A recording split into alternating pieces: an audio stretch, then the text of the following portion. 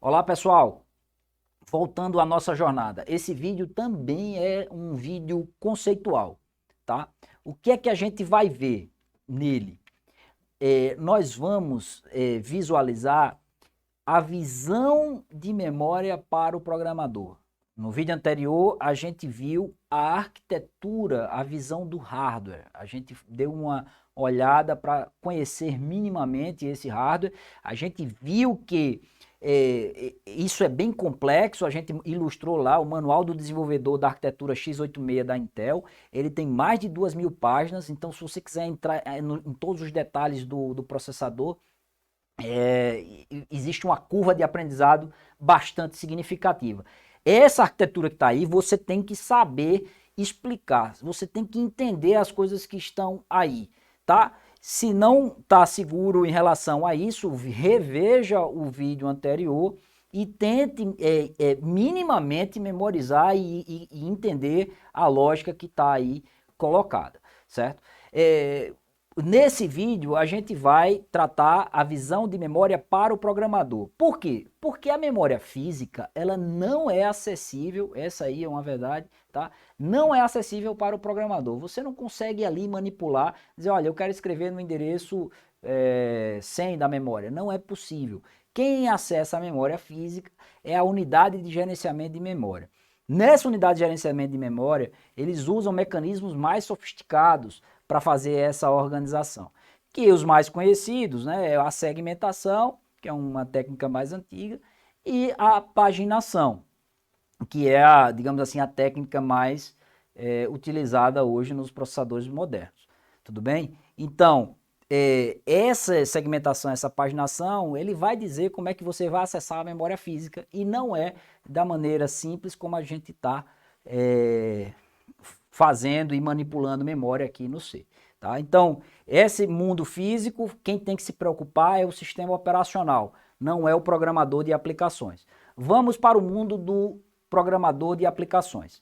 Então, para a gente entender como é que funciona para o programador, vamos rodar aqui um pequeno exemplo.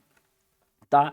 Então, eu estou aí com a função main, um printf que imprime um inteiro, e ele vai imprimir o retorno da função bar, tá? A função bar, por sua vez, ele vai retornar o valor do retorno da função bazinga mais 1. A bazinga, por sua vez, vai retornar o retorno da função full mais 1, e a função full vai retornar 1 para quem chamou. Então, 1 mais 1, 2. A função bazinga vai retornar 2 para quem chamou, que nesse exemplo aqui é a função bar. 2 mais 1, 3. Então, a função bar vai retornar o valor inteiro 3 para quem chamou, que nesse caso é a função main. Então, ele pega esse valor 3 e passa como parâmetro por valor para a função printf. Então, esse é o nosso exemplo. Não vou compilar, não vou executar, porque o objetivo não é esse. O objetivo é ilustrar o funcionamento da memória. Tudo bem? Então, vamos lá. Vamos entrar na visão da memória para o programador. Você vai enxergar a memória, que é o que a gente chama de memória virtual. Você vai poder colocar quantos programas você quiser nessa memória e você vai imaginar esse programa como um cara que tem o espaço que ele precisar para a memória. Tá? Você vai imaginar dessa forma. E essa memória é organizada em 4 setores. Tá? Você tem o texto, né? É onde você tem o código de máquina, tipo, some um número, busque um dado na memória, traga um dado da memória, escreva na memória, divida e assim por diante. Tá? É onde tem o meu algoritmo, os meus comandos de máquina. No trecho de data, né, é onde eu guardo minhas constantes, coisas que não mudam durante toda a execução do programa. Então, por exemplo, quando você faz o printf, você bota lá um entre aspas, %d contra barra n, tá? E essa string, ela não muda durante toda a execução do programa. Então, ela é uma constante. Então, ele vai ser guardado aí nesse setor de dados. E aí existem 2 espaços dinâmicos para alocação, que é a pilha e a heap. A RIP é utilizada para alocação dinâmica, é usada quando você precisa de muita memória.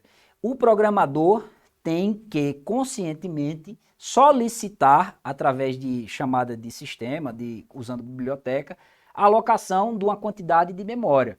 Então ela solicita e o sistema operacional vai lá e aloca uma região de memória física para que você possa acessar. Certo? Essa alocação ela não é transparente. Você tem que demandar e você tem que liberar. Isso vai, quando a gente vê o tópico de alocação dinâmica, a gente vai voltar para esse tema.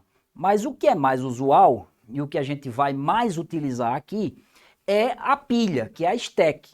Tá? A stack ela é organizada da seguinte forma.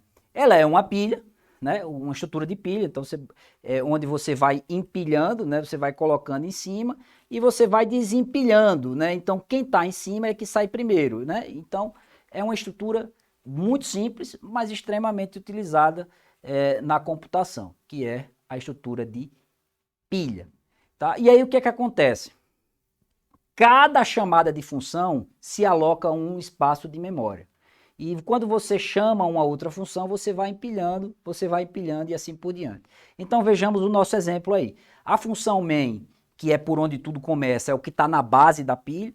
Quando a função main chama a função bar, ele reserva o espaço para a função bar, que por sua vez chama a basinga e ele reserva espaço para a função basinga e que reserva para a função full. Então, esse espaço é alocado de maneira transparente. Aí você diz, mas quem é que faz isso? Quem é que organiza isso? É o compilador que organiza esses espaços com o suporte do hardware. Então, a CPU, os processadores modernos, ele tem esse funcionamento de pilha embarcado. Não precisa entrar nos detalhes, mas isso é entregue para a gente de maneira transparente. Mas a gente só precisa entender em alto nível como é que isso funciona. Quando a função full retorna, tá? Quando ela retorna, esse espaço é desalocado. Essa memória é liberada. Sabe? E isso é feito também, de novo, de maneira transparente. A gente não enxerga isso aí. E a função devolve o valor, que normalmente a gente faz a atribuição desse valor a uma variável ou eventualmente pega esse valor e repassa para alguma função. Se a gente quiser, a gente também pode ignorar esse valor que foi retornado. Tá?